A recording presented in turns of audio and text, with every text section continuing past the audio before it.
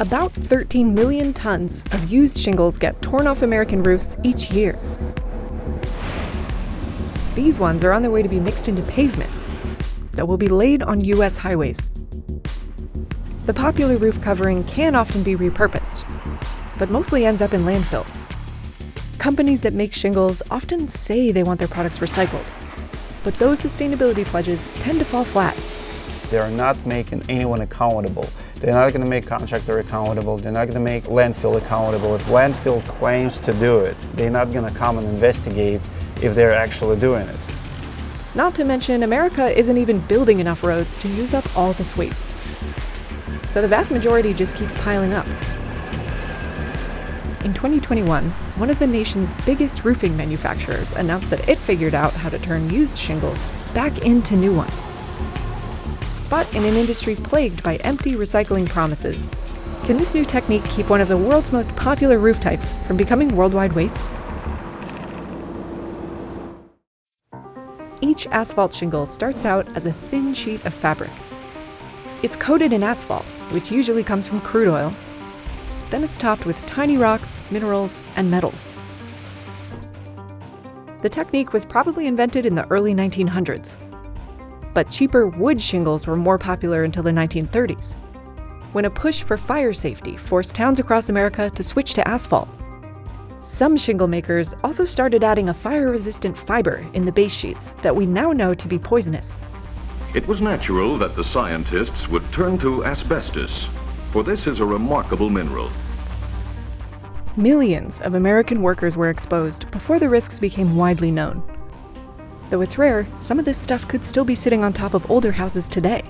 So recyclers still have to be careful. Obviously, we do not want to take asbestos-containing material and grind it up and liberate the asbestos into the atmosphere. Manufacturers switched to a new material for the sheets in the 1970s. Fiberglass, a fascinating manufacturing process. So asphalt shingles stayed popular. Today, industry sources say about 3/4 of U.S. homes are topped with them, and the whole industry is worth about $7 billion. They work well in lots of climates and are often the cheapest option up front. But the mix of ingredients makes recycling them pretty tricky. When asphalt and those materials sit on a roof for many years, those materials age and degrade. And being able to reclaim those materials can be very, very challenging. So for years, the main way to recycle shingles has been to grind them into a fine powder that can be mixed into roads. Hundreds of trucks full of shingles arrive here every day. Most of them have been torn off old roofs. A waste management company called Demcon buries most of that stuff in its landfill. But about 1/4 of what they receive is leftover scrap from shingle factories that's cleaner and cheaper to process. Manufacturers right now are generating enough waste material to meet the demands of the hot mix asphalt market. An excavator dumps the shingles into a grinder. A screen separates big pieces from small ones. 1/4 inch and smaller ends up in one stockpile. The larger pieces go through it all again. Then road makers mix this sandy black powder into asphalt pavement. It takes the place of fossil fuels and ingredients that have to be mined, which cuts down on greenhouse gases. When there's enough demand, they do process used shingles, but it gets messy. We have laborers on a conveyor belt picking out the plastic, picking out the pop cans, picking out the wood, tree branches, any of the contamination. It's very labor intensive, very challenging. What's also challenging is keeping track of who's actually recycling which kinds of shingle waste. So for example, one of the world's biggest roofing companies, called GAF, keeps a list of recycling options on this website. The goal was to make it easier for contractors to recycle asphalt shingles. We found Demcon listed as an option. But Demcon had told us that it only recycles a small fraction of the used shingles arriving in those trucks every day. When we asked GAF about it, it said its website lists places that accept shingle waste, but acknowledged that recycling options are limited, and the vast majority of tear-off shingles go to landfills. After we reached out, GAF added a clarification about Demcon, and it took 3 other Minnesota facilities off its list of recyclers. The specifics can be hard to pin down, but there are some states where recycling used shingles into roads seems to be working. Next door to Minnesota and Wisconsin, shingles used to make up 6% of landfill waste. Over the last 2 decades, that's gone down to just 0.1%. But adding in too much ground roofing material can make roads more brittle. And that means more potholes, which are usually caused by extreme temperatures. Only about half the states allow shingle waste in their roads. And in 2015, Colorado regulators officially declared shingles can't be recycled at all. That's because recycling companies were getting paid to take the waste, then just letting it pile up. In Texas, a failed roofing to roads venture from 2018 left behind a mountain of shingles. Piles like these can contaminate nearby air, soil, and water. And where recycling efforts fall through, shingles are taking up more and more space in landfills, which are filling up in some states.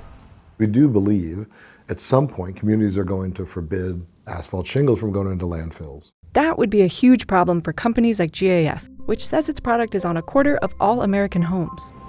It says better recycling techniques are a must. We figured if we could do this, we could probably save, quite honestly, the asphalt roofing industry. It took over a decade of research to develop the company's recycling method. GAF engineers had to make sure recycled shingles would be as strong, durable, and weather-resistant as brand new ones. And they couldn't be more expensive than the alternative. All of the sustainability efforts should be at cost neutral or better.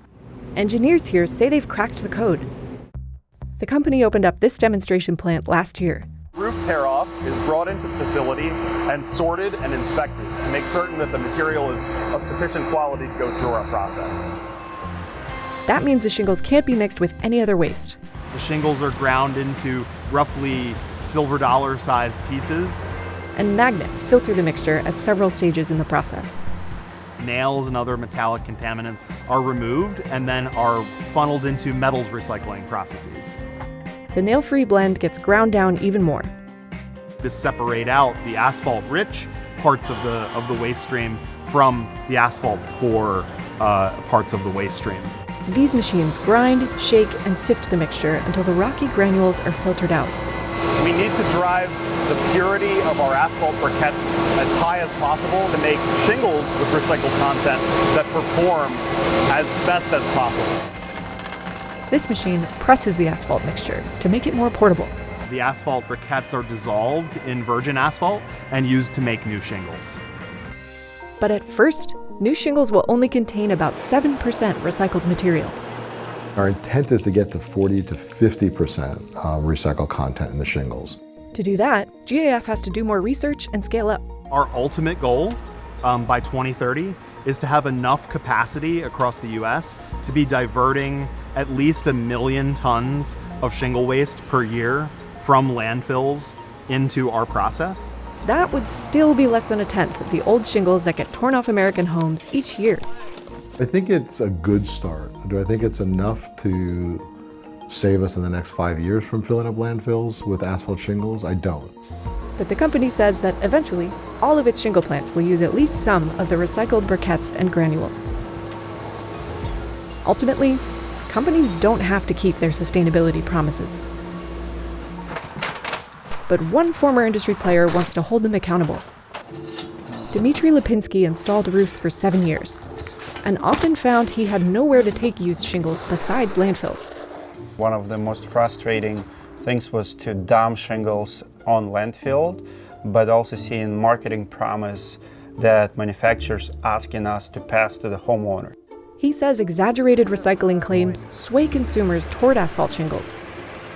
We're influencing buying decision and misleading homeowner from really green options. I think more homeowners would pick a different roofing system if they knew the truth. As a contractor who made a living installing roofing, he found it difficult to challenge shingle producers to do better. You know, if you're in the game, it's very hard to go against manufacturer or expose manufacturer because they might not sell you shingles. So he sold his business in 2021 and launched a YouTube channel about the industry. We expose the bad, the ugly, and highlight the best practices. Welcome back to Roofing Insights channel, where you can find the truth about the roofing industry. All of this manufacturers say the same thing. We are the leader. We recycle. We're sustainable, we are green. Most major manufacturers say their roofs last for decades. But storms can shorten that. Dimitri says other options might actually cost less in the long run. You might pay double or triple for rubber shingle, but that shingle will last 30, 40 years. Still, asphalt shingles rule the North American market. But globally, alternatives like clay, metal, wood, and concrete roofs are often more popular and can last longer. Of course, every roof needs to be replaced eventually. And GAF acknowledges that suppliers need to take responsibility for where their product ends up. Anything that you're making, you should have some understanding or at least consideration for what happens to those products. I just think it's part of good corporate hygiene and citizenship.